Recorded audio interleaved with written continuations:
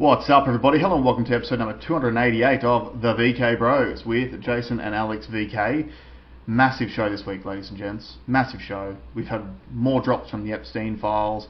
We got some economy stuff close to home. The sky is falling in the stock market. There's lots and lots going on. But I've had a week. And because of that, I'm currently sitting here, I've got 4 beers ready to go. Because I thought, you know what you do when you have a week? Is you get blitzed with your bro on the podcast on a Friday night. You know, you wear my new favourite shirt, my Nashi. This is my going out shirt. Shout out to, I think Nashi's the company name. Mum bought me this for Christmas and I love this shirt. It's also really good because it gets quite hot in this room in the new podcast studio. So it's a nice cool shirt. Put the sunnies on. Alex had a look a little bit like John McAfee, the late and great John McAfee, who was not named in the Epstein files, funnily enough. Yep. But I want to talk to you a little bit about my week because I've had a lot going on. So hold on, does this in your story, does it explain why we're wearing sunnies? Probably not. Why? Because I only wore them, well, you put them on and you look cool and I was like, can I put sunnies on? Oh, well. And then you had the Hawaiian shirt on, I'm like, can I put a Hawaiian shirt on? I guess it's kind of a party. It's an Epstein party. We'll call it an Epstein party. Yeah, before you talk about your week, I can't get blitzed with you because I've been drinking all day. I went to North Stradbroke Island today for the first time ever. I've never been there. And, dude, that is... Don't go. Anyone? It's because too I want good. to keep it a secret. It's too good. It's heaven on earth. Dude, we were sitting at this bar and looking off the bar to the beach, you could have sworn you're in, like, the Amalfi Coast. Yeah, right. It is stunning. Beautiful, like, white, sandy beaches. And Yeah! Great. So, yeah, no, I've had 6-7 pints today. I'm very red in the skin. But very scorched. Many people are saying that it's the best kind of sand. It's great. So anyway, how was your week? I'm going to crack into it. So I've had a lot on my plate lately. So for those of you who've been listening, I have sold my house. Settlement is due for early next week if all things go well. So just mad scramble because settlement was originally a few weeks away and then they asked to bring it forward. We're happy to bring it forward. So now instead of having 3 weeks to clean everything out of the house and get it all ready and move everything up and all that sort of stuff, we had like a few days.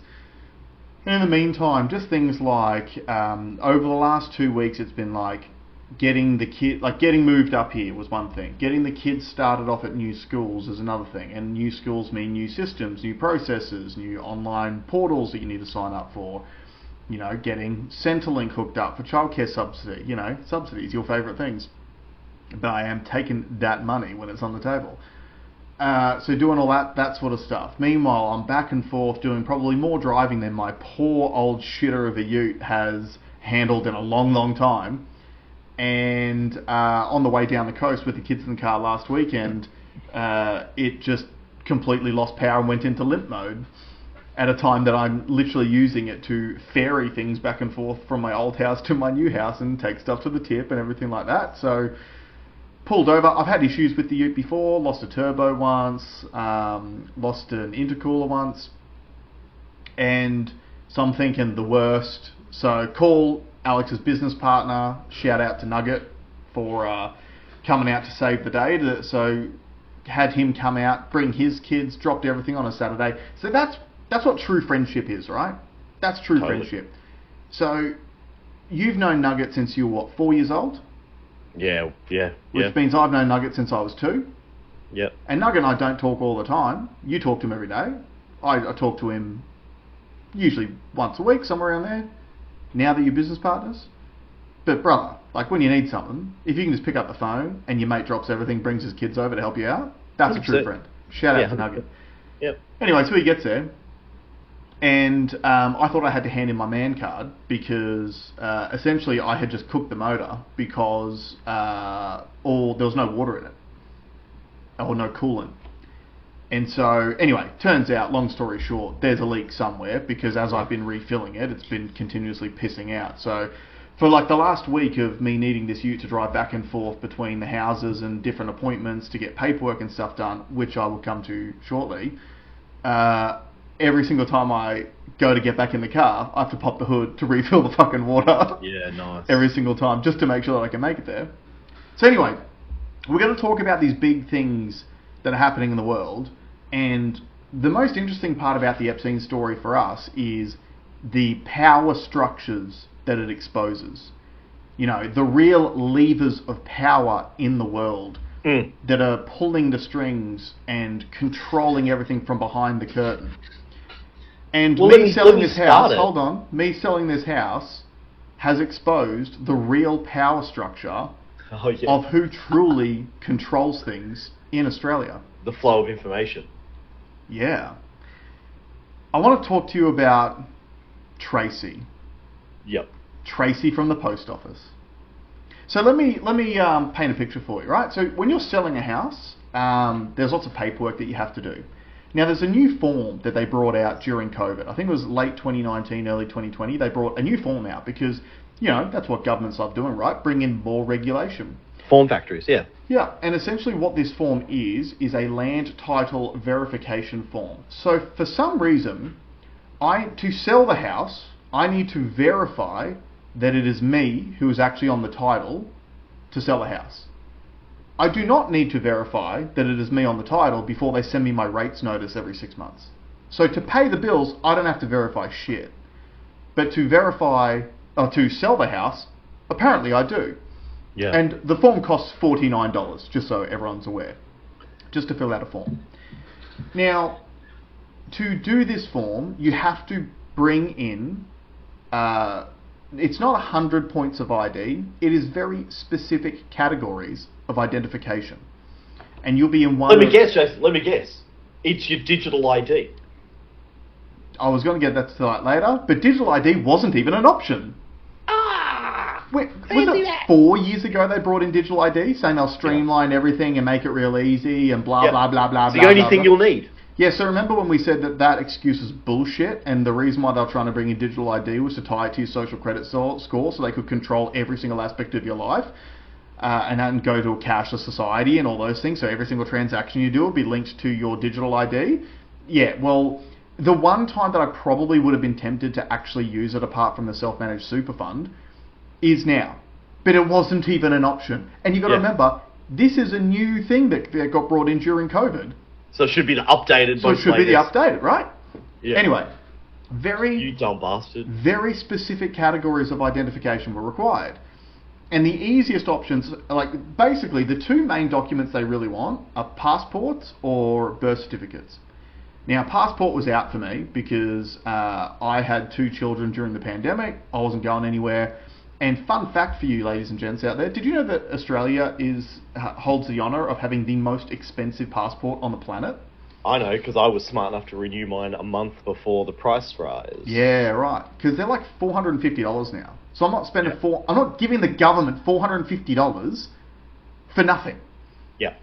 I don't even pay that in tax, bro. Like, I'm not giving them $450. Yeah. So anyway, no passports. Now, I had my birth certificate, that's fine. So mine was all good. My wife's, on the other hand, got a bit tricky because in all the moving and everything like that, we had misplaced her birth certificate. So there were options to get a birth certificate. You can either order it online, which again costs, it costs you $100 to order a birth certificate? $100? Well, that's not outrageous to me, to be honest. What, for them to print out a piece of paper and send it to you in the mail? If you go buy like a Hallmark card, it's $18.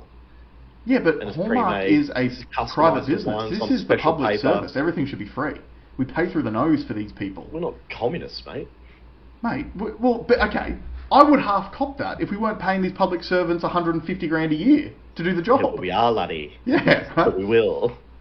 So anyway, long story short. The real reason for this form, it's not even a government form. It's to cover the arse of your conveyancer just in case you were defrauding them. Like defrauding the buyer. Defrauding the people who own the property, I should say. So in other words, the reason why they brought this form in was because during COVID, the government still wanted people to be buying and selling houses because they get a massive lick of stamp duty every single time you sell a place. So they understood that people weren't going to be seeing each other face to face. So conveyancers and solicitors and lawyers were no longer seeing clients face to face. So they brought in this extra step so that you could verify your identification with a registered third party that the government agrees with, which has become Australia Post, to essentially absolve your solicitor or legal representative of any responsibility to correctly identify you. So what have you just brought up here? I've just pulled up, like, what does a conveyancer do? Property conveyancer is a licensed professional who specialises in the legal process of transferring property ownership from seller to buyer. Their main role is to ensure the transaction is legally sound, smooth, and compliant with all regulations. Yeah, so their main job. Responsibilities. So don't read it all. Don't read it all. No, I just want to see if it's got ID on there. Prepare contracts, contact title search, check outstanding rates, liaise with banks, prepare and lodge legal documents including transfer of land contracts, sale and relevant land titles, calculate and adjust financial obligations, manage settlement. Yeah, it's not in there. But it does say at the top there that it's to ensure that the it's legally sound. So I would say that identifying the seller and the buyer is part of making it legally sound. Sure. Anyway, they are lawyers. They have law degrees and they have licenses to practice law in this country. So this form is not for the government. It is for them. So essentially, if I was a Nigerian scammer selling my house from underneath myself, they would be absolved from any legal responsibility for settling this transaction. Dude, so how fucking dumb would you be too, like, to be fraudulently selling your own property that you've been paying the mortgage on? Yeah, exactly, right? You idiot. Yeah. It's essentially LMI, but for lawyers. Yeah. Right? So lender's mortgage insurance, you have to pay for it, but it protects your bank. Well, this is the same thing. I have to do all the running around and go to Australia Post to protect my lawyer. So anyway, so I'm calling, right, because when we went to order the birth certificate, it says on the website, it can take up to 4 weeks. And we had settlement coming in a week's time. We still needed to get this thing done. So I called my lawyer and I'm like, who is this form for? And he explains for me, it's for them and it's blah, blah, blah. And I said, okay, what, like, their office is literally the next suburb over. So I'm like, why can I not bring my wife in with, I've said, we've got 1,000 points of ID. We just don't have the specific categories of ID that this form requires. So why can't I bring my wife to your office? We can bring you 1,000 points of ID and you can sign off on it saying that you have verified who she is and that her identification is legal.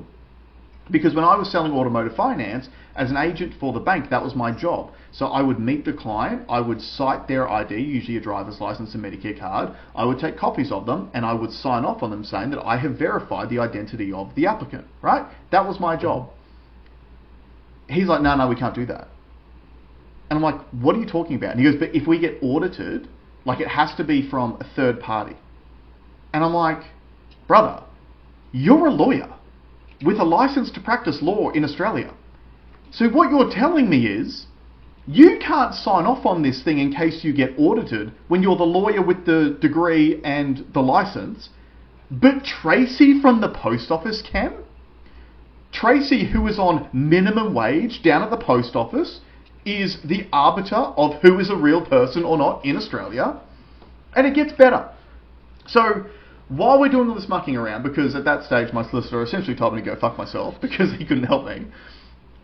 So while all this is going on, we got a phone call from my mother-in-law because she had actually found an old certified copy of the birth certificate that she had used for something else in the past at her house in her files. Great.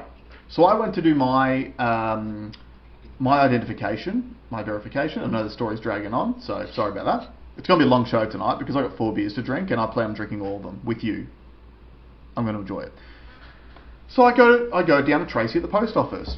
She does my verification. She's great. Her service is fantastic. And so I ask her, my wife's got a certified copy of the birth certificate. Is that fine? No, it's not. It has to be original copies.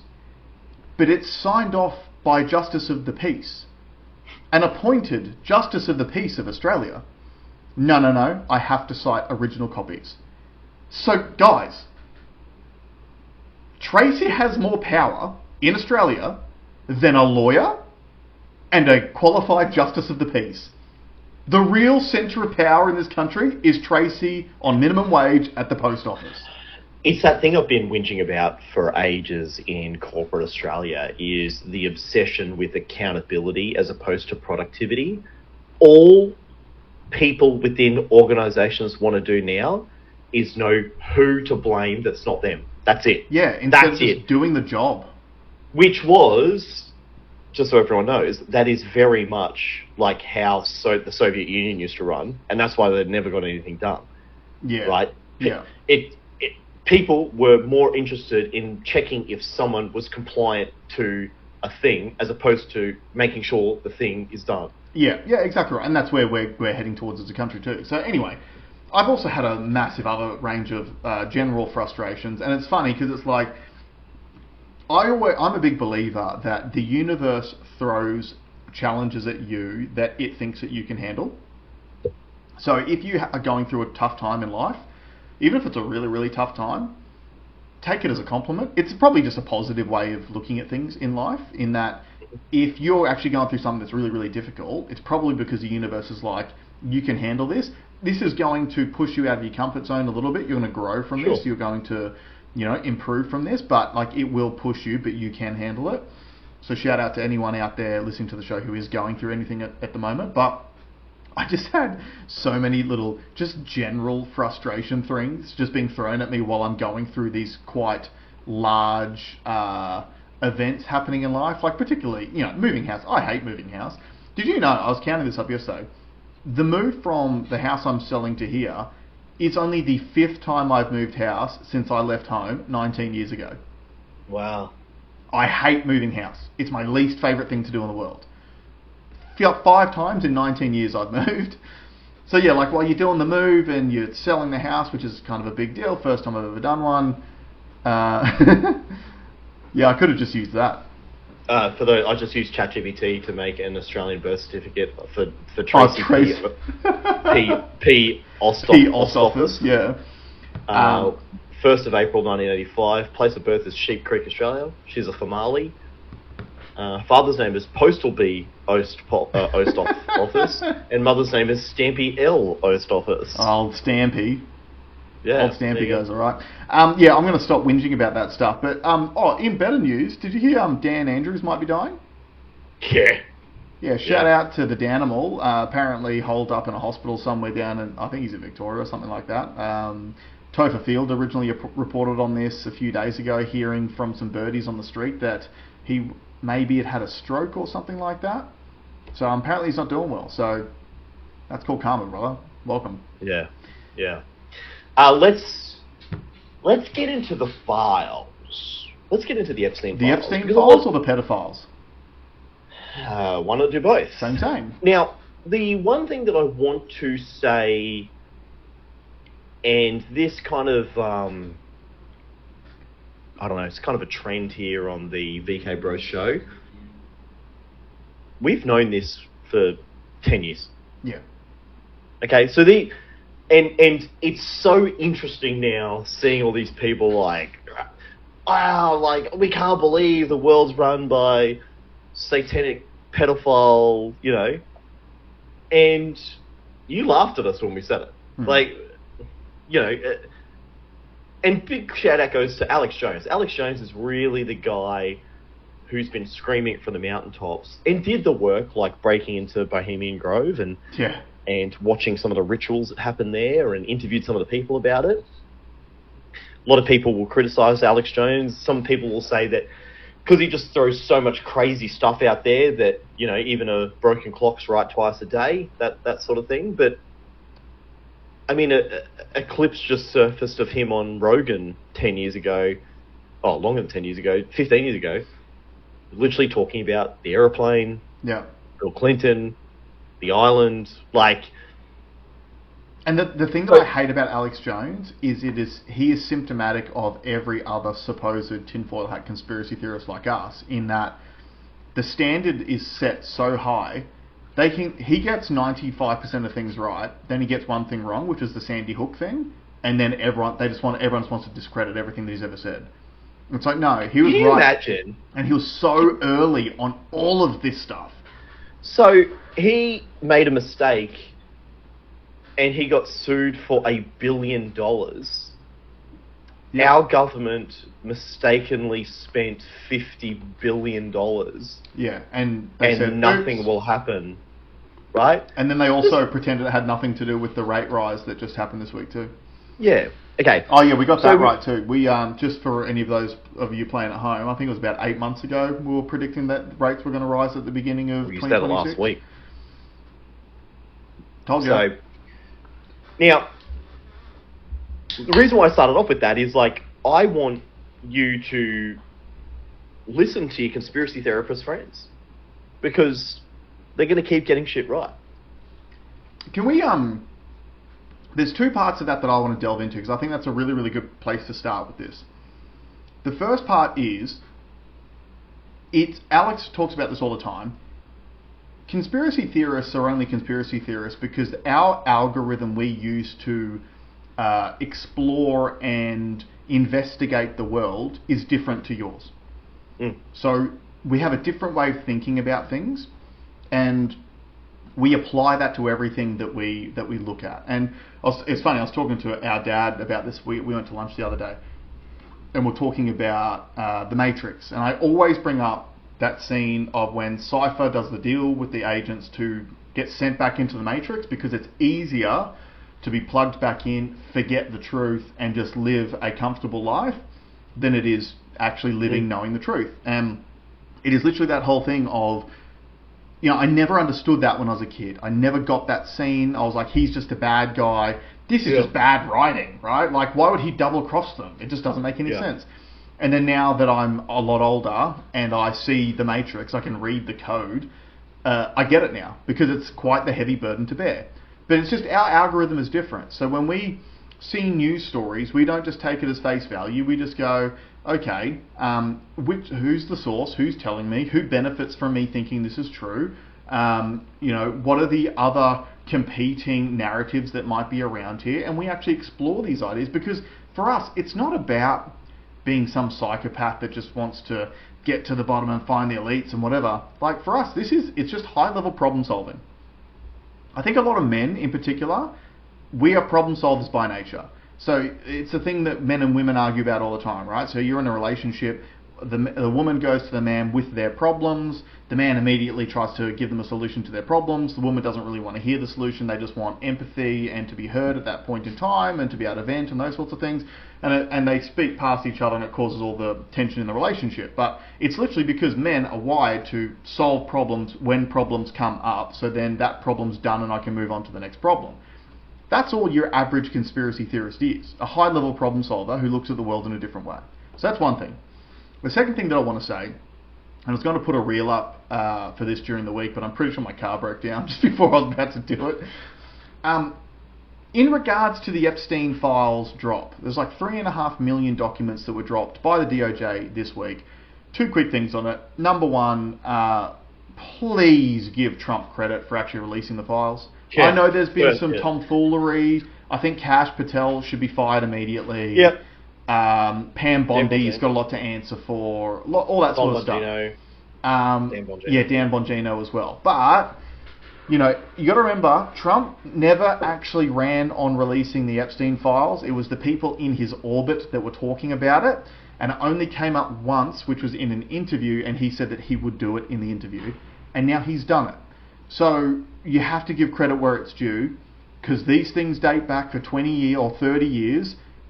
Every other president had the opportunity to release these files. He's the only one who ever did. So that's one thing. The second part of this I want to say is this. Just because someone is mentioned in the files does not mean they are guilty of any certain crimes.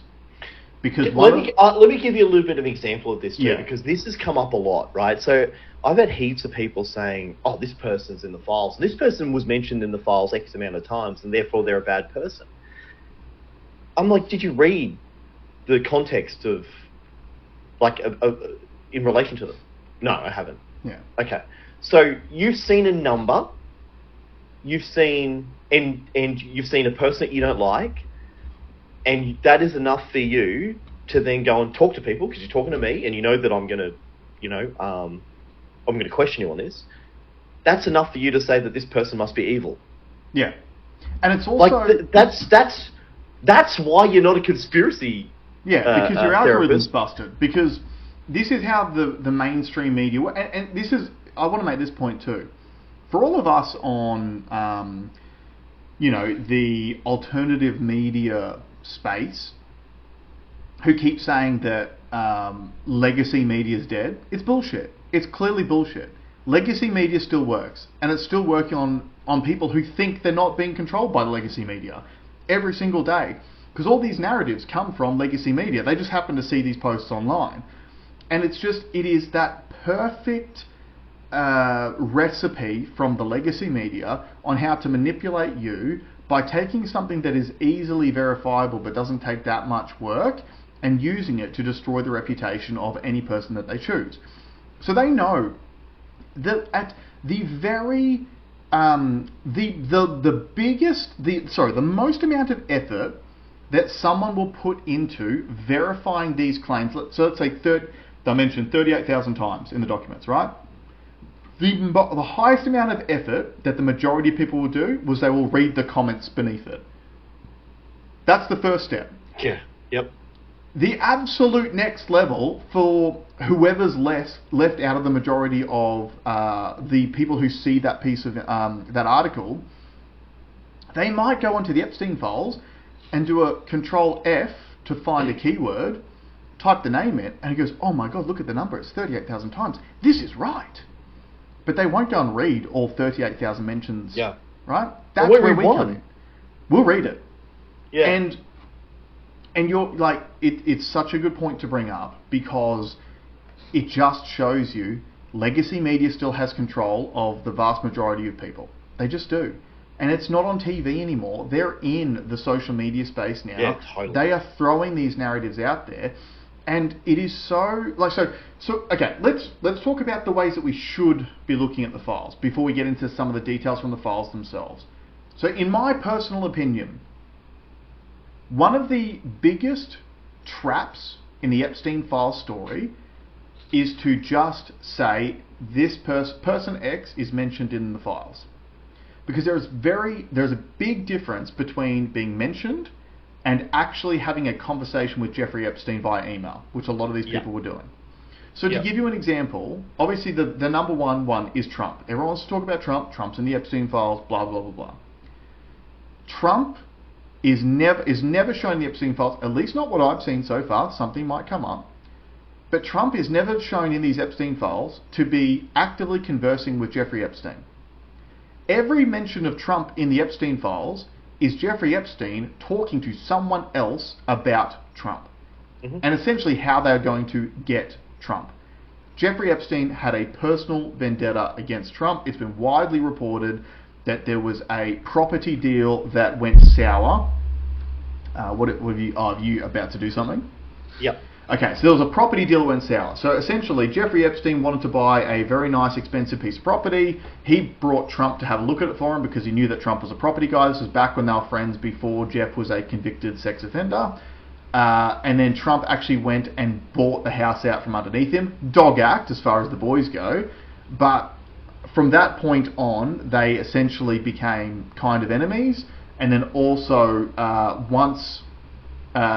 Epstein was actually, prior to Epstein being convicted as a child sex offender, Trump had already kicked him out of Mar-a-Lago for being a creep with one of the young girls who was working there, and then has never had any contact with him since he was actually convicted of being a sex offender, which is not what can be said about a lot of the other people who are also mentioned in the files.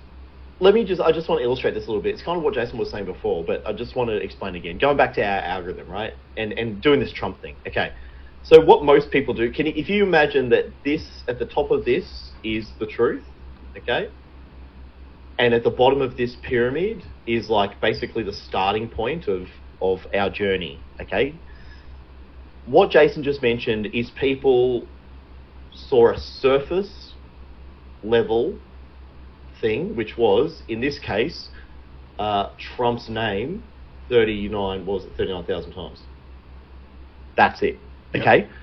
Now, if you are willing to, like, only go that far, think about how far away you are from the truth. Can I give you an example on that too? So that, in my opinion, that's 75% of the population, particularly in the West, right? Yep.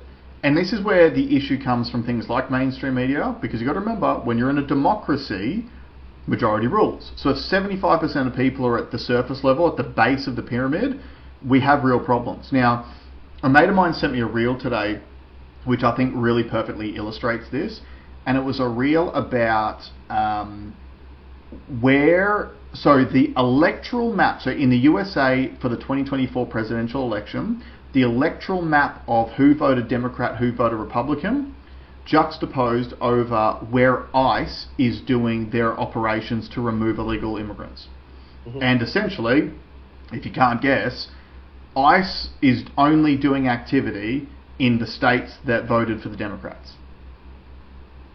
That post, I went through the comments, was an absolute Rorschach test. Do you know what a Rorschach test is? Yeah. So just a brief explainer for people. It's like those blot tests where they show you like the ink blots and you've just got to interpret it the way that, like, whatever you see and you just say what you see.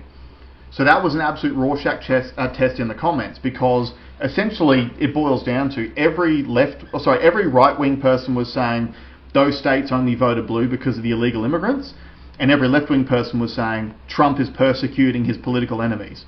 So you had both sides of the political spectrum both looking at the same piece of information, seeing exactly what they wanted to see in it, and not one of them did any further digging to find out the reasons why this may have actually been occurring. Yeah. So the next level you might do, like using the Trump thing as an example, is like, let me find one of the things that he, where he was mentioned, mm-hmm. and let me read it. That's really layer one. All right? Layer one, reading. Read something. Mm-hmm. Layer two is like what Jason said before. How are these things connected? Mm. Who has distributed the information? What do they stand to gain? What's the opposing view of this? If I had to like, why would they do it, or why wouldn't they do it? Yes, and then steel man and straw man, the different ideas. Yep. Try to look at it from, the key part of that level there is to also to completely remove your own biases to the situation, because that's something that I see even a lot of people on the right doing right now with these Epstein files. As soon as they see someone named that they don't like, i.e. Bill Gates, they just go, oh, Bill Gates, he's definitely guilty. So like you would have seen the email that Epstein had sent to himself about how Bill Gates apparently had a conversation with him about him buying STD medications for Bill to slip it to his wife because he got STDs from Russian hookers or whatever. Everyone who hates Bill Gates has latched onto that going, oh, Bill Gates is a creep. It's an email that Epstein sent to himself. It's not a conversation between him and Bill Gates. It is just an email that he sent to himself. It may mean nothing. It may literally have just been a blackmail tool that Epstein had planted in case he needed to bring it out later. Oh, hey, Bill, remember when I had this conversation with you? And look, I wrote about it back at this time, right? It doesn't actually mean, it doesn't prove anything. So even though you hate the person, you got to pull your own biases out of it and look at these things objectively. Totally, because that's all I've seen is people imposing whatever their viewpoint was before these files came out. Yeah. Like, it all became about Trump. It all became about Trump. For a particular sector of people, it all became about Trump. And then I went and read the Trump files. Now, I have some of the worst stuff here that I can show you. Before you do it, though, can we just also say, too, so one of the high-level parts to the pyramid, the thinking pyramid, is you need to look at incentives. So you need to understand the fact that let's say that you were the Democrats, right? Because the Democrats hate Trump. And the Democrats were in power between 2021 and 2024 under Joe Biden. And then Trump was running for office. And the Democrats were telling everyone, he's a threat to our democracy. He is never going to relinquish office. Like they gave you all the doomsday scenarios possible about Donald Trump if he was going to win. Yep. if the Epstein files implicated Trump in doing anything serious and didn't implicate them as well, because that's a factor too, they would have released them while the Democrats controlled the Department of Justice, the FBI, the CIA, etc. It's so funny you say that, because that was one of the first things that one of my, still asleep, stuck in the Matrix guys, I said, this, that thing that you're citing that he's done was from 35 years ago and was a person saying that a thing happened about a person saying it happened. Mm. And he goes, does that matter? And I was like, yeah. I said, because I could say that about you, right? It's not real. If I emailed it to Jeffrey Epstein, you're as in your mind, using your rules, you're now as implicated as what Trump is. Absolutely. I call it group chat theory. Imagine 30 years from now, especially men out there, imagine 30 years from now, the Department of Justice releases the complete transcripts of the group chats with you and the boys to the internet. Do you want everyone to think that every single thing that you said during those group chats was your 100% sincere opinion on every item in the group chat? No, bro. Yeah. And that is one thing I will say to even slightly defend Epstein is you can tell he's a trolly sort of guy. A lot of the emails that he sends people are a bit playful on the side of trolliness, it's just how he writes. But also I think that some of these things are kind of sending reminders to people in his network of hey, I'm not going to completely overtly say it, but remember that thing I know about you? Just reminding you that I know that thing that you know that I know. Well, let's go to the Trump thing, okay? Because I think that we should address that one up front, because this guy released them. He released the files, right? Yeah. Okay? Now, he could have gone in and said, hey, don't release anything with me in it. But it showed up 38,000 times, or whatever the number was, which is strange, because when I went and did a search, now, it's very difficult to use that Department of Justice website. Mm-hmm. I went to one of the pages and it showed 57 times. And a lot of it was Trump v. Hillary, Trump v. Hillary, Trump v. Hillary. So they're talking about the election. So I want to... Look, just to briefly steel man the other side of it, you could easily claim that Trump did a limited hangout, released all the things that made his political enemies look bad, and kept back everything that was really egregious about himself. However, when you put this stuff out there into the marketplace of ideas, you don't think that if someone in these documents had proof of otherwise of Trump, they wouldn't retaliate? So that's the biggest thing. So with Trump in particular, they've been sitting on these files. The government has had these files for years and years and years and years. Why didn't they use it? And the fact, if you just went, I don't know, there must be a reason. Yeah, the reason is it doesn't say what you think it's going to say. Yeah, correct. Okay, so this is really the main one. So this is a complaint summary, which was sent. We don't know who it was sent to. So it was in the files. We don't even know who it was emailed to or from. Okay. So it basically says complaint summary. Reported and... Can you just lean closer to your mic while you talk? Because you're talking away from it, so it's not come through very clearly. I can barely read this thing. Reported an unidentified female friend who was forced to perform oral sex on President Trump approximately 35... Hold on, did it say President Trump? Yeah. So when is this from? It's dated August 25. Okay. Yeah, right? Okay, right. So...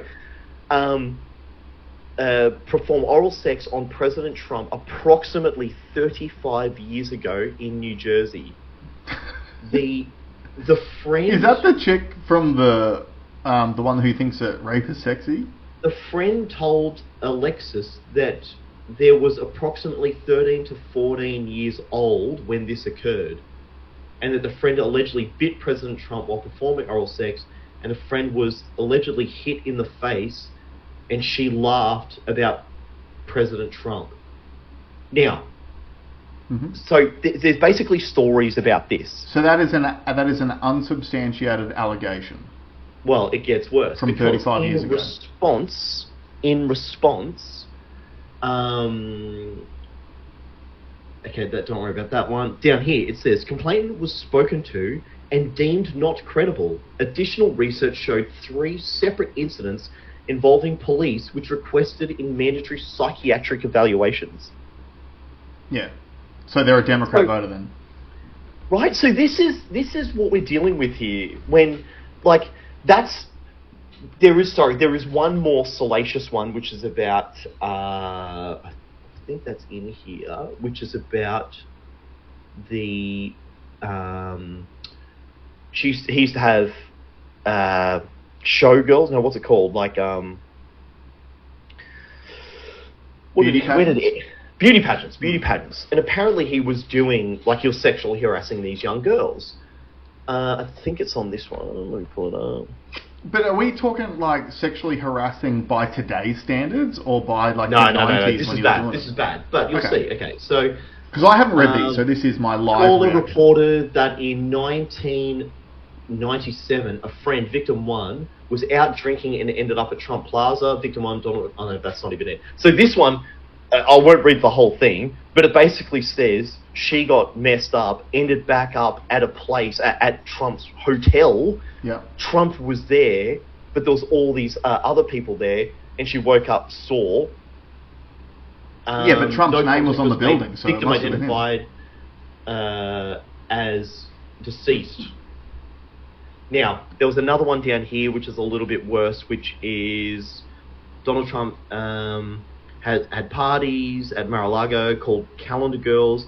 Jeffrey Epstein would bring the children in and Trump would auction them off.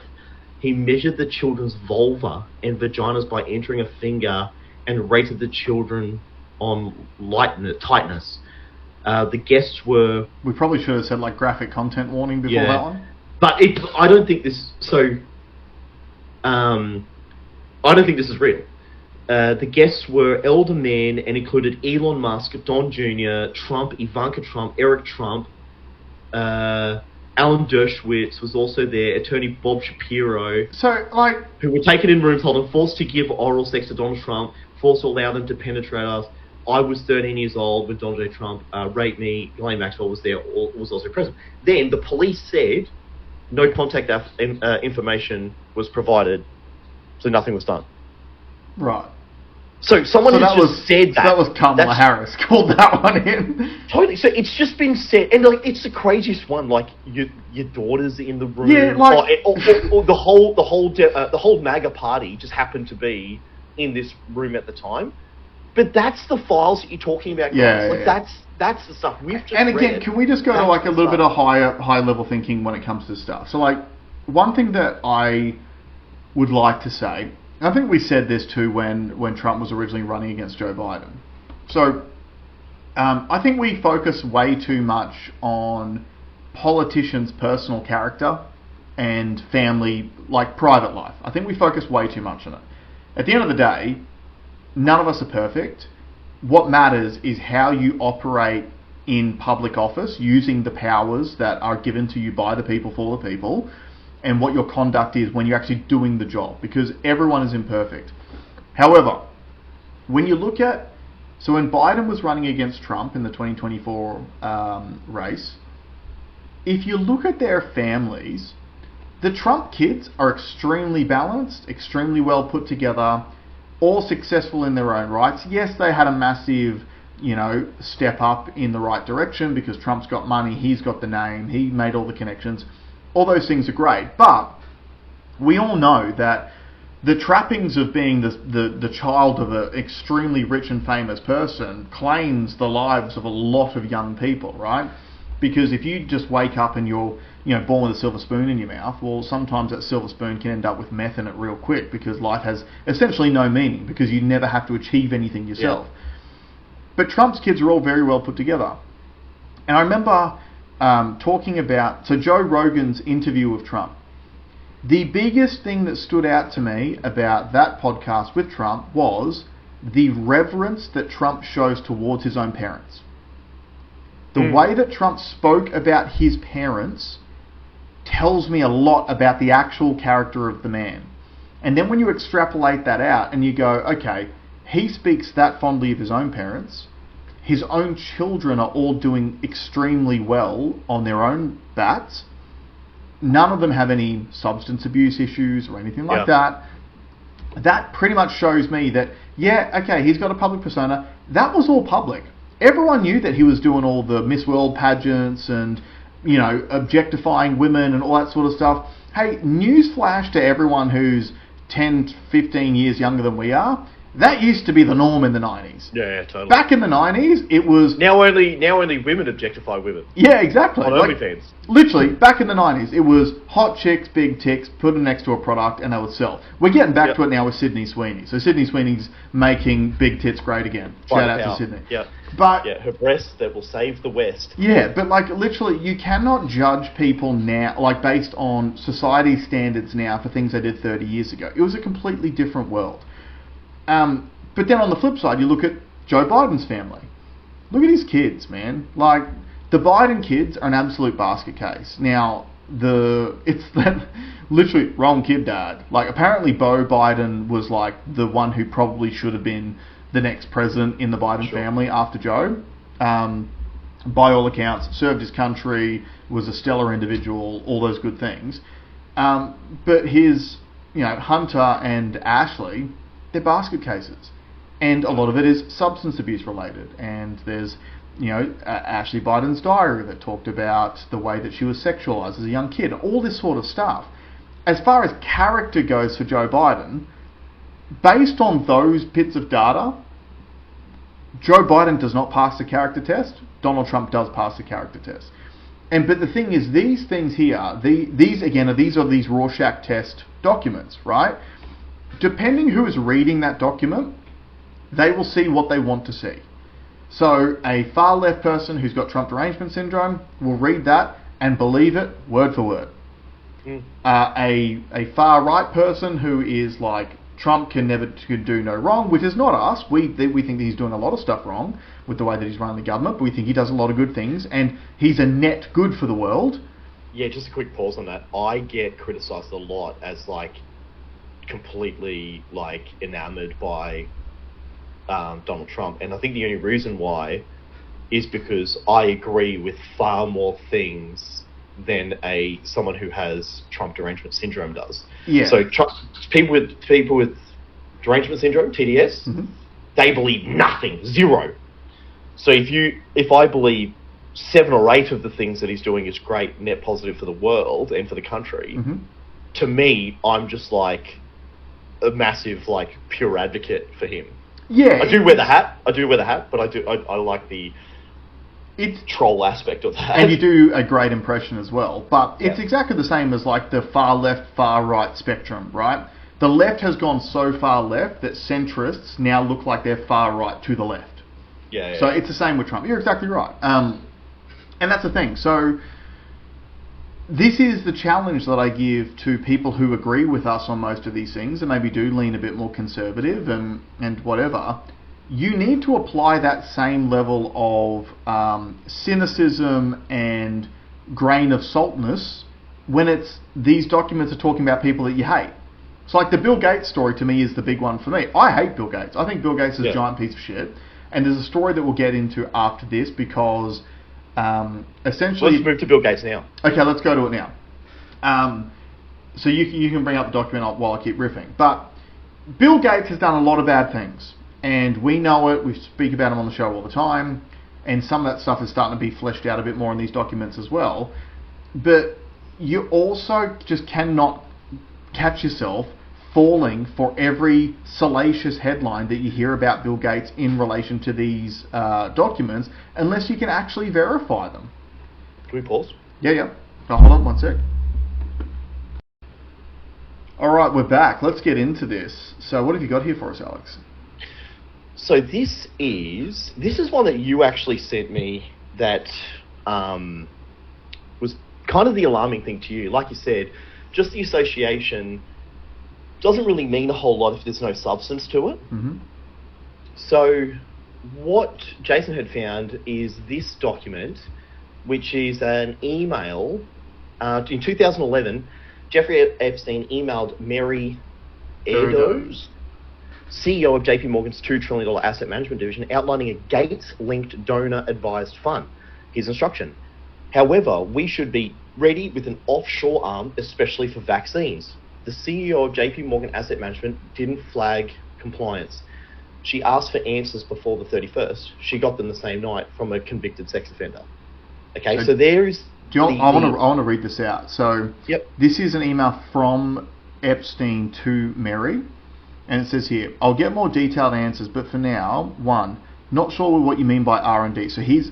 Oh, sorry, I'll get the questions at the bottom. So here we go. So on Wednesday, August 17, 2011, my birthday, funnily enough, here are some questions that she asked. What role will the Gates Foundation play vis-a-vis other donors with respect to... You just got that covered by the go to next post thing. But it's basically around making investments. What is the profile of the potential donors, including residence and tax status? What level of influence will they want to maintain across investments and grant making? How important is anonymity? Is pooling of investments... So you got to remember, JP Morgan, this is a bank. This is supposed to be one of the most heavily regulated industries on the planet, and yet they're asking questions such as, how important is anonymity? So in other words, the bank hiding the identities of the investors. Is pooling of investments and pooled grant making a core feature of the offering? What is the potential funding amount and what is the anticipated funding rate? What is the timeline for launch? Is the objective to create a vehicle to exist in perpetuity, or is it a thematic spend down over time? Are there specific themes and charities identified for grant making, or is there a broad scope of charitable targets? These are all generic questions from the team, but to the extent we can get any guidance on some of the direction, it would be very helpful before the 31st. So that was from Mary, so from JP Morgan Bank to Jeffrey Epstein. So he replies, I'll get more detailed answers, but for now, 1, not sure what you mean by R&D, which would be research and development. No input from the foundation into investments. Donors can choose from either a custom-made portfolio or a choice of silos and be able to switch for like a mutual fund concept. 2, mostly initially American. Initially, however, we should be ready with an offshore arm, especially for vaccines. 3, the donor advised limits influence regarding grants, but allows great flexibility on investments. Anonymity is varied according to both gifts to and gifts from. 4, pooled is not really necessary, but would be available for those that preferred it. 5, billions of dollars. The first 2 years, tens of billions by year 4. Timeline depends only on JP Morgan's ability to organize legal structure of internet presence, staffing, etc. 5, it exists in perpetuity with successive controls. 6, there will be access to the current foundation's pools of targets, but would be looking for both new opportunities with metrics for success. So, this is my birthday 2011. This is after Jeffrey Epstein was a convicted child sex offender. This is him speaking to a bigwig from is JP Morgan the largest bank in the world? He'd be up there. He'd be up there. One of the largest banks in the world. So a convicted sex offender speaking to one of the largest banks in the world about essentially setting up an investment pool with potential like anonymity services for the investors and donors to essentially profiteer out of a vaccine business related to charitable foundations. So is there other links that I sent you through as well in regard to this? There is. A few more? There's the WHO thing. Yeah, bring that up.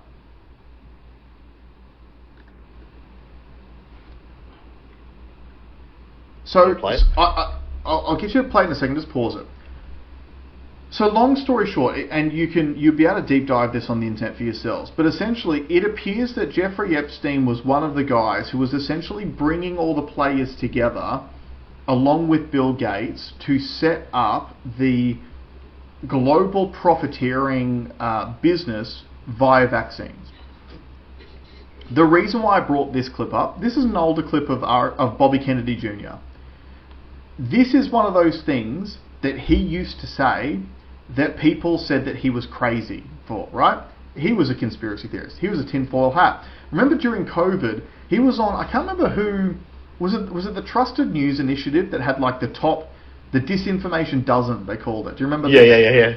So he was a member of the Disinformation Dozen. So in other words, a dozen social media accounts that, according to the I've literally already forgotten the name. What I just called Trusted News Initiative. Yeah. According to the Trusted News Initiative, these 12 accounts were responsible for like 80% of medical misinformation on the internet, and Bobby Kennedy was one of these people because he was saying things such as this. So can you play the clip? It's 1 minute and 48 seconds. Bill Gates has taken over control of WHO, and it's become his vessel for what he calls philanthrocapitalism, which is a way of making a lot of money by controlling these international institutions that make public health policy. And for example, you get the WHO, which funds most of the African health departments, to use its power and leverage over those departments to mandate vaccines for the children in those countries, and those vaccines are made almost invariably by companies in which Gates has a private financial interest, or which his foundation has private financial interest. It was the same thing that he did with the Green Revolution in Africa. He got African countries to switch from traditional agriculture and switch it to GMO monocultures. Gates did bring in the corporations that he, owns, Coca-Cola, to buy the corn syrup, and Kraft cheese, and McDonald's, and Monsanto, and Cargill, and all these other corporations to build the infrastructure for these GMO products, to build the supply chain, and then create those products and sell them to U.S. corporations. And it's been an absolute calamity for the people of Africa. And I think there's 30 million additional people who have become food insecure as a direct result of Gates' Green Revolution. And but Gates and his companies have made a killing on it, literally a killing. So he was called a conspiracy theorist for saying those sorts of things over the last 20 years, and he's been proven vindicated. And it was prior to the Epstein files, he was proven vindicated on all of this sort of stuff. Like, we covered on the show during COVID how Bill Gates... So the thing that you need to remember about Bill Gates runs... Everyone just thinks Bill Gates is the Microsoft guy, right? He hasn't been involved in computers for 30 years almost. Yeah. His main thing is this global health philanthropy thing through the Bill and Melinda Gates Foundation. And so when it comes to the World Health Organization, the top donor to the World Health Organization is America.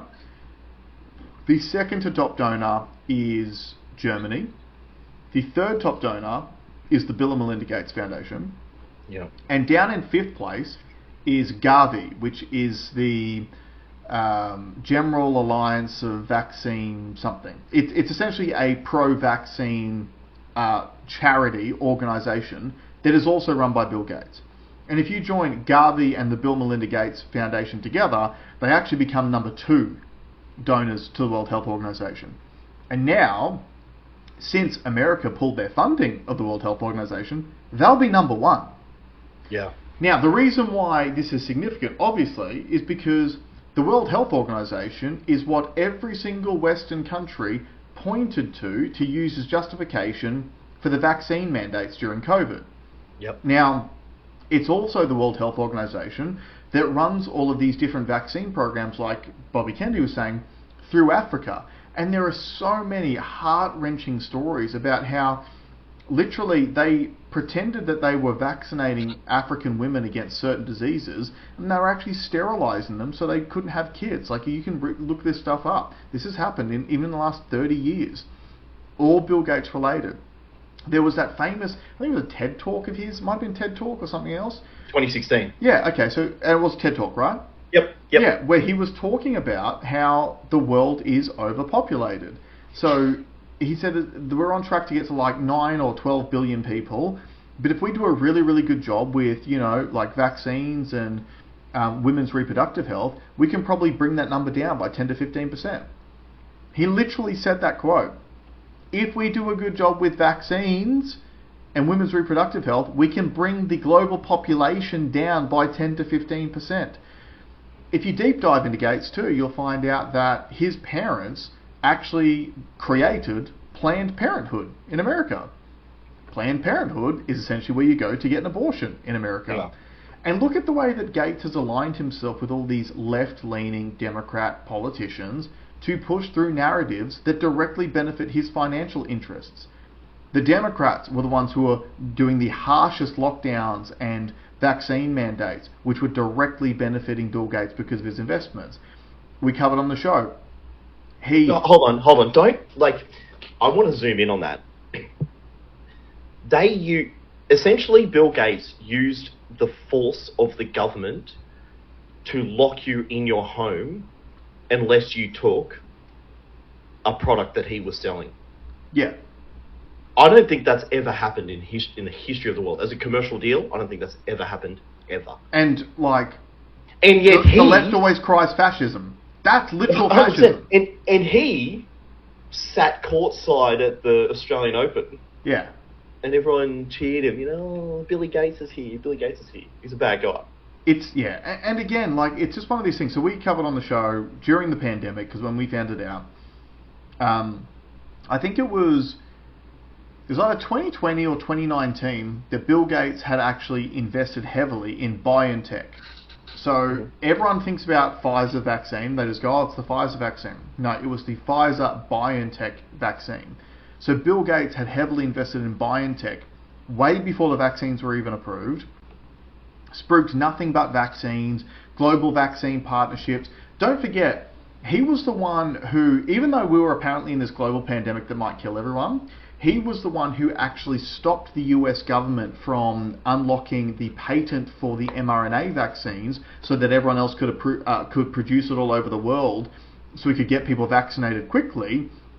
Because he COVAX. He was the architect of the COVAX scheme. So they decided not to use it. Well, no. So COVAX was the scheme where rich Western nations would buy too many vaccines because they can afford the vaccines, and they would take as much as they needed, and then they would donate the rest of the vaccines to countries who couldn't afford it. So it was literally designed to maximize the profitability out of a vaccine.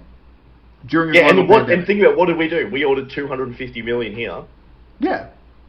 And then did we send them away?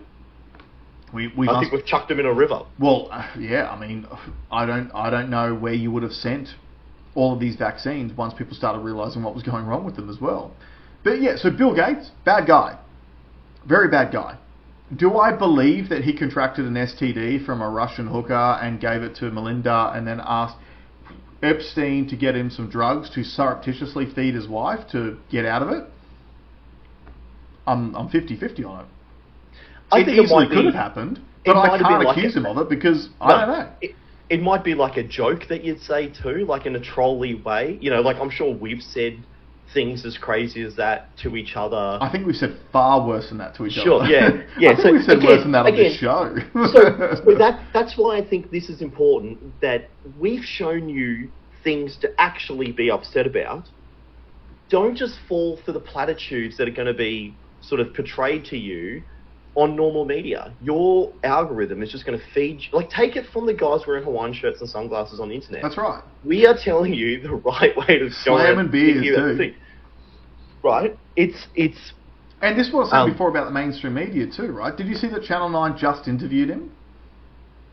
Yeah. So I actually want to watch that whole interview. I've only seen the clips, but I want to watch the whole interview because he did say the clip I saw was very interesting about the subprime mortgage market. Basically saying that Bill Clinton manufactured the collapse because subprime debt was going to be backstopped by government. Yeah. Banks went, oh sweet, we can't do any wrong there. That was Epstein that said that. Oh, that's what I meant. Sorry. I'm saying Bill Gates. So Channel 9 literally just interviewed Bill Gates. So after all this stuff dropped, our local mainstream media interviewed Bill Gates to try to help launder his reputation in Australia. I wanted, we should wrap this up. It's long, I've got one more notable thing. So we will have next week, because I think there's more files coming out. Yeah. So we'll have more. And if you've got any questions that you want answered, like I think I've literally had someone text me right now about the files. Hold on. Gives your questions, chat. No, the Epstein memes you are liking are sending. No, so someone must be essentially following my... Like, I'm not sending this person these Epstein memes, but I'm liking all of them. Oh, they see them, and then they see that you've already liked every single one of them? Yeah. I just want to say that too, because I just had a message. I put this post up on the VK Bros Instagram. I have never felt more personally attacked than the fact that Facebook continuously says, in my people you may know, and the first one who pops up is Desi Freeman.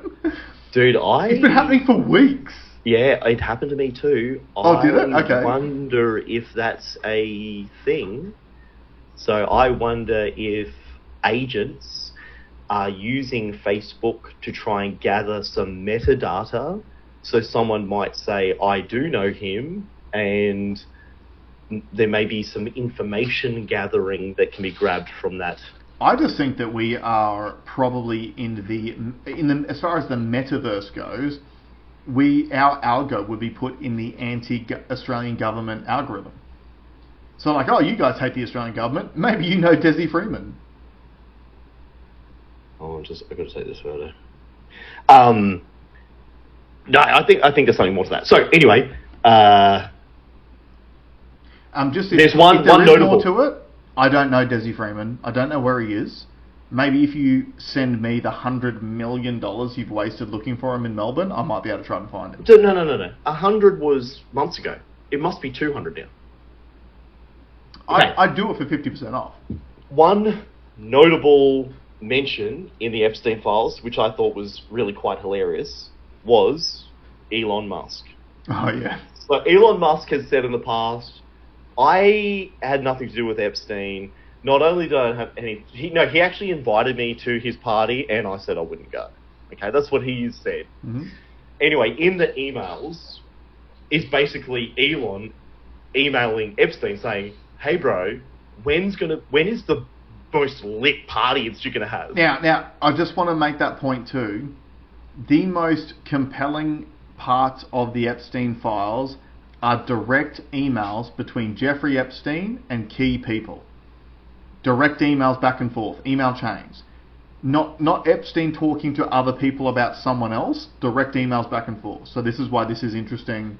This is why that Mary Erdo's JP Morgan chick is interesting. This is why there was the story about I can't remember her name, but the agent publicist in the United States that has like the book of 30,000 different famous people that was essentially Jeffrey's vehicle to inviting all these famous people to all of his different parties. That stuff's all very interesting. Sorry, continue. So second emails, so the first email's like, he replies, he goes, it's just me and my wife, which is his ex-wife. Oh, did you just hit your mic? Oh, yeah, I did, sorry. That sounded like an oriental gong. Oh. Don't do it again. And Epstein comes back and is like, I'm not sure your wife's gonna like the basically the distribution of like men to women.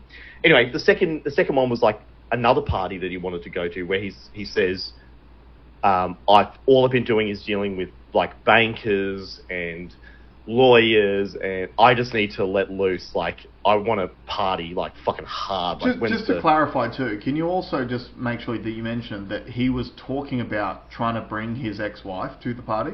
Yes. Yeah. That's kind of a key part to the story.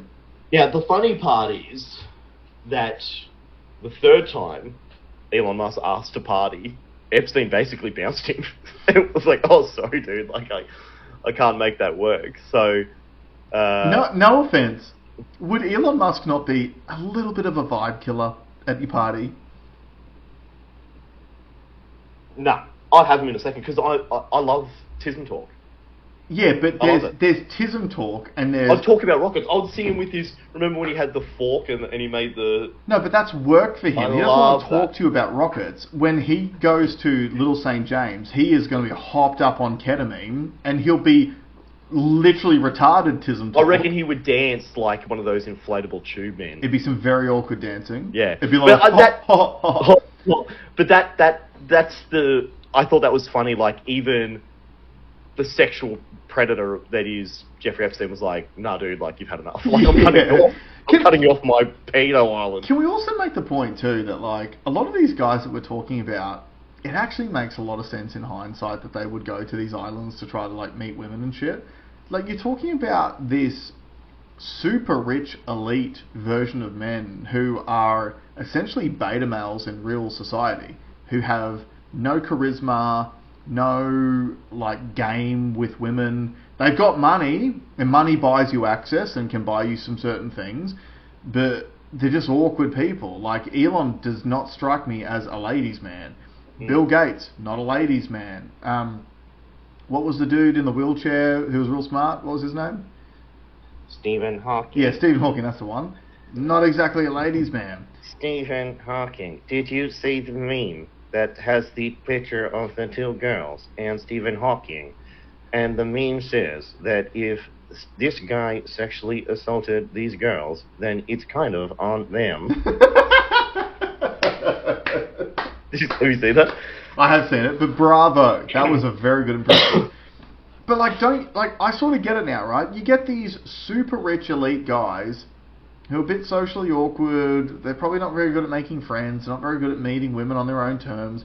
They just want to go somewhere to let loose, where it's not going to be shown all over the internet, let their hair down, de-stress, yeah, hook up with some girls, whatever. But it's sort of like, I think about this all the time, right? Back in the day, when you used to go to a nightclub, you know, back before I was a middle-aged man, you would walk into a nightclub, and as far as I was concerned, every woman in that nightclub was fair game, because they've got bouncers on the door who check ID, they're all of age, they're all in there, it's play on, right? Mm-hmm. You would probably assume that if you were these guys too. When you're going to Little St. James, you get flown out for a party, and you think everything's on the up and up, and they ply you with alcohol and drugs and whatever, and there's these pretty girls walking around, and, you know, unfortunately... Sure, that part, yes, but there are videos of much younger, like, essentially children running around. Now, Yeah. nothing debaucherous I've seen yet, and they may have redacted those things. So what I'm saying is this, is it appears to me... Yes, we've all said for many years that Jeffrey Epstein was running a compromat organisation designed to manipulate people who are in positions of power to be able to utilise those contacts to do whatever it is that he wanted to do, whether it was making money, whether it was intelligence services for whoever it was, Mossad, CIA, whatever. But the whole organisation was to essentially manipulate powerful people. Now, certain powerful people probably have a proclivity for young people. But it doesn't mean that everyone who went to Little St. James does as well. Yeah, for right? sure. Everyone went there to wet their beak in whatever their particular fetish was, in a place that they thought was a safe place away from the prying eyes of the world. So just because you went to Little St. James doesn't mean you are a pedophile, is essentially Also, it doesn't mean that you're not. It doesn't mean that you're not either. You know, we still have to have innocent until proven guilty, right? Yep. Like, yep. Unfortunately. And just so everyone knows, we'll talk about this now. It doesn't matter what comes out, just so we can we'll say it now, so we don't have to say it again. Alex has only been to Little St. James 7 times. No one's going to jail. Oh yeah. No one's going to be held accountable for this. Well, I mean, everything that's coming out now is probably outside the statute of limitations too, right? Yeah, good point. Oh, what a shame. And on that note... No, can you stay awake a little bit longer? Can we talk about one of the stories? Dude, I'm so glad I got sunnies on. My eyes are fucked. Well, that's good, because you can just fall asleep while I talk if you want for the next bit. I just want to talk about the economy a little bit, but also interest rates, right? So, because I sent you through a link for this, I don't know if you got the Matt McCann tweet. Because, so this week, the Reserve Bank of Australia put up interest rates by 0.25%, as we previously discussed. And the reasons why they put it up is essentially, and this is one of the really concerning things that came out of it, they said that, again, too much money being spent... You haven't sent that to me. Have I not sent it? No. I'll be able to find it while I talk. But essentially, the RBA came out... Are you sure I didn't send it? Oh, I didn't send it. What a douchebag. I'll find it here. So, look, the whole problem with inflation is that when you spend too much money into the economy, it creates inflation. So, we've been saying for months and months and months and months, for anyone who would listen, the top 3 drivers of inflation are the following. Number 1, mass immigration. Because mass immigration, it's not an anti-immigrant thing, it is just the physics of having too many people here spending money in the economy. Every single immigrant who comes here needs to rent, needs to buy food, needs to live. So they're going to spend money into the economy. That causes inflation. Number 2 is energy prices. I can't find this thing, I'm just going to tell you about it. So number 2 is energy prices. Now, energy prices keep going up because of the net zero policy. Now, that is government policy, right? And energy prices feed through every single part of the economy because every business in the supply chain has to pay those elevated energy prices. That is massively inflationary. And the third thing is government spending. And a stat came out last week that the Labor government, compared to their previous forecast, they've actually overspent on the budget by $47.8 billion in the last 6 months. That's pretty significant. Them spending too much money into the economy is also inflationary. Anyway, so because of all those things, and a few other things too, the RBA decided to put interest rates up by 0.25% because to them, making mortgage holders stop spending money into the economy is going to fix the bleeding. Do you know what happened at the same time? What? Did you know that, I think, is it Senator Tim Ayres? I think it's Tim Ayres. Ayres is the surname. Who is the clean energy minister. On the same day that the RBA put up interest rates by 0.25% to cool the inflation in the economy, did you know that Tim Ayres changed the terms in which mostly foreign-owned renewable energy companies can borrow money from the Australian government to fund renewable projects? Right, I did gloss over this, but tell us. So, there's essentially this, I can't remember what the actual name is, but there is a renewable energy fund. It's a $15 billion fund that the Labor government has put aside to try to encourage private investment into the renewable energy sector. And even though they put aside $15 billion, so far, they've only received private funding from one company for $100 million. Right? Now, remember too, we've spoken in the past about how the Labor government leverages superannuation companies to fund these green projects, even though it's at the detriment of both the taxpayer and the superannuation account holder, because obviously the fact that no one else is investing in these things means there will be no return of investment, which is why no one else is putting money into it, which means your superannuation's being put into projects because the government says so that won't pay you a return. Great system. Anyway, the terms of the finance that was available through that renewable energy fund was this.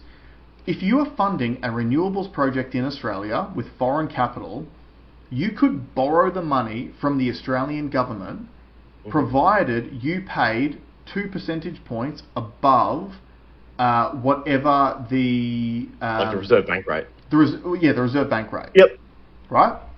So it's the government bond rate. 2% above the government bond rate. 2 to 3% was the target that they wanted.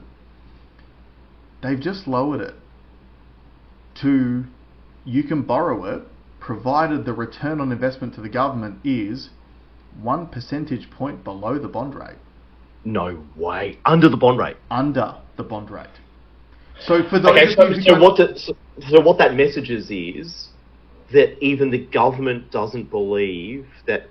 This is funny, right? Because when Labor was trying under Dutton to get into power, their campaign was based on nuclear power. One of the biggest gripes they used was that there was no private investment available for nuclear energy. And there's heaps for renewables. And why do we say there was no private investment for nuclear energy? Because it's illegal. Because it's illegal, yeah. Yeah. So, so in this case, this shows to me that a company needs free government money to think about investing. Was it 1.5% of the total amount? Was it $15 billion project? Well, so they've got $15 billion worth of funding available, but so far it's only been taken up to the tune of $100 million by one company doing one project.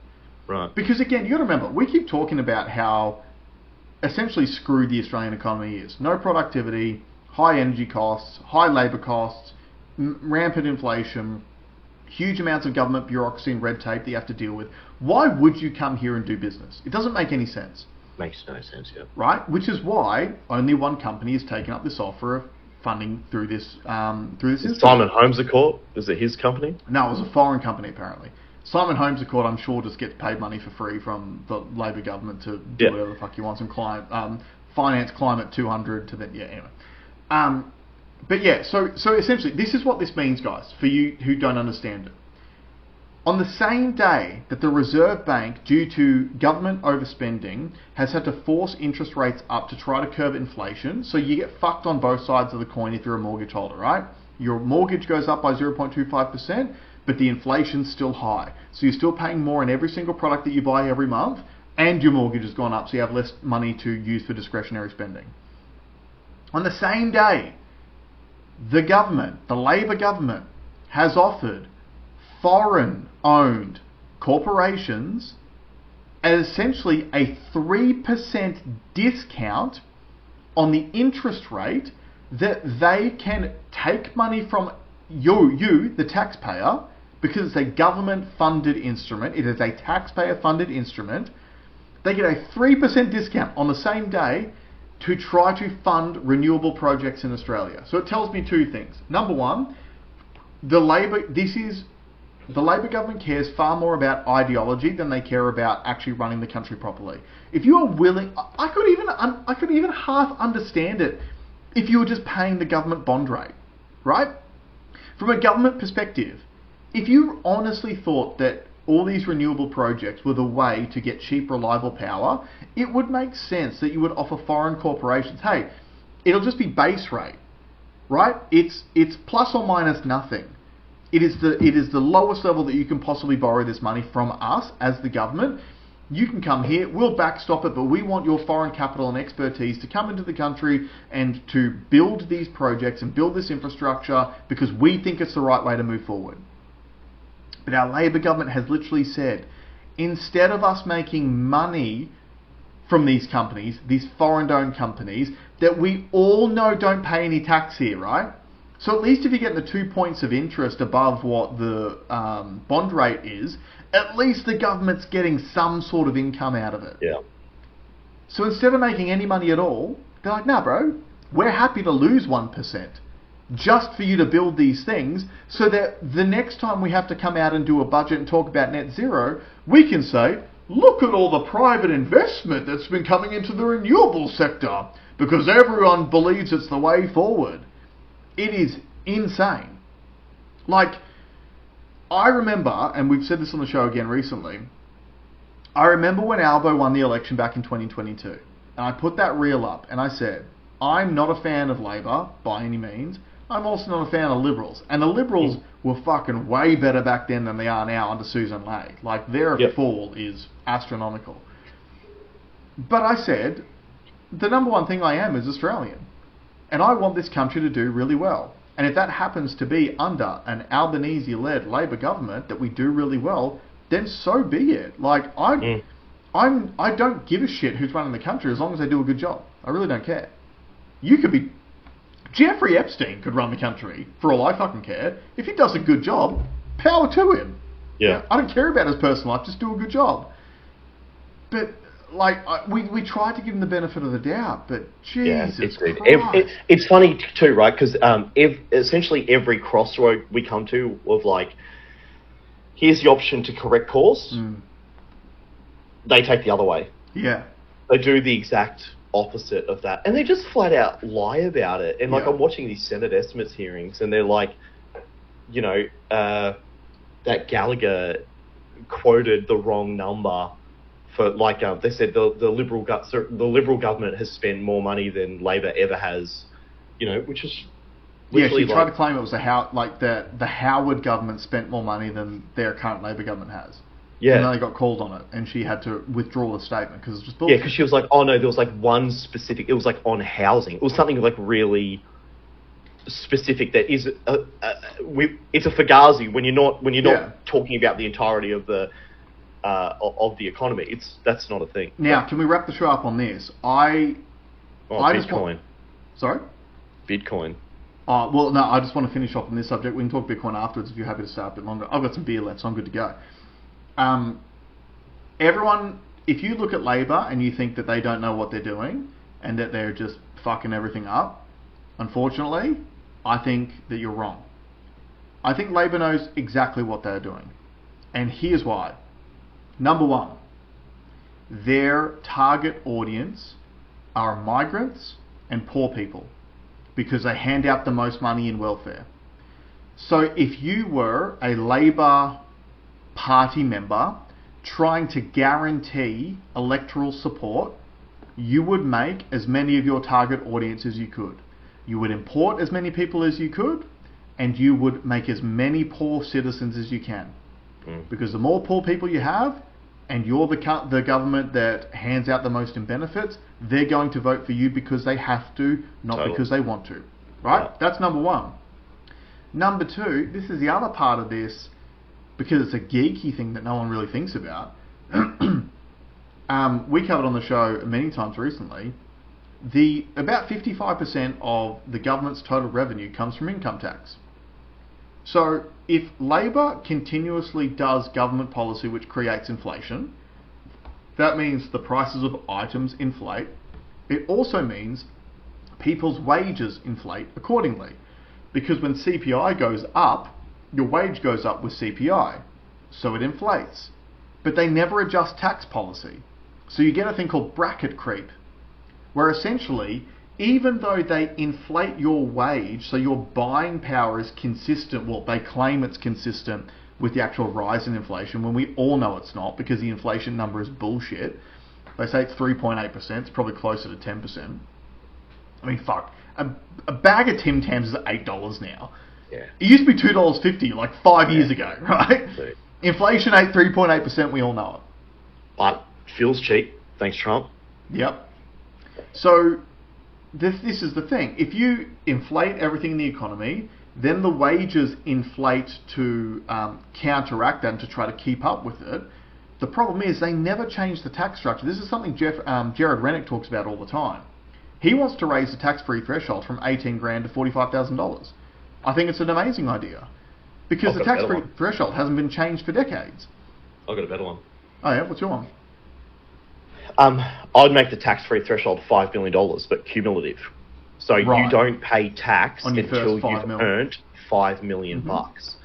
And the reason is the people that need the money the most, that are building a life, that get paid the least, are the new workers. Once you're established, once you have established yourself and you're earning the good money again, the taxation is not going to hurt you. And the thing is, the oldies who have gone past that threshold and are paying the tax, you'll win too, because these younger people coming through are going to have more money to buy your house from you with. So yeah, they're the consumers. They're the consumers. Yeah. They're supposed to consume. Yeah. Yeah. So, but bracket creep is a real problem, right? So again, think about this from the Labor government. Leftist governments want high taxes so they can hand it all back out in welfare and keep voters. That's the way they operate. So if you inflate the economy month in, month out and just lie and pretend it's not your fault, even though you know it's your fault, you actually get what you want. So for all of you who think, oh, they're just so incompetent, they're not. They're actually way more competent than you think. Yeah. Remember how we used to talk about Dan Andrews in Victoria? Everyone used to just rail on Dan Andrews. He's an idiot. He's this, he's that. No, Dan Andrews was a gangster. He was an old school gangster. He had that state completely controlled, completely locked down. And the Australian Federal Labor Party is the same. Look at how organised they are compared to the Coalition. The Coalition is dead. It's an absolute rabble. The Labor Party are on message, even though they do not care how retarded they sound in public. They don't care. They do not care about how easy it is to disprove the statements they make. They don't care. It doesn't matter, yeah. They are disciplined, they are on message, they are locked in. And the reality is, they know exactly what they are doing to you. It is on purpose. Yep.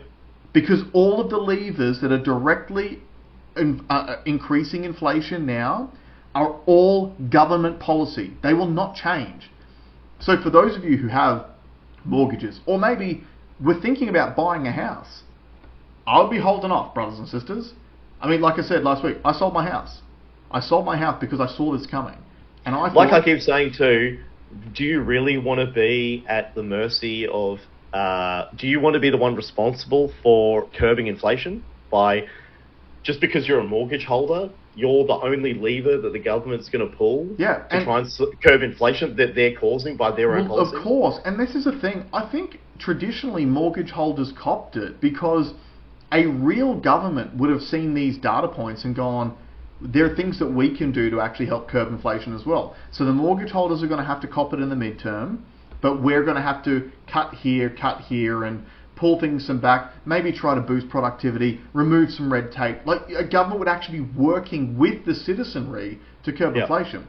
But they've not done one thing that will curb inflation. Every policy they bring out makes it worse. Yeah. It's on purpose. Do you want to talk about Bitcoin? No. All right, he's out. Thank you very much for joining us, guys. We will see y'all next week. Bye.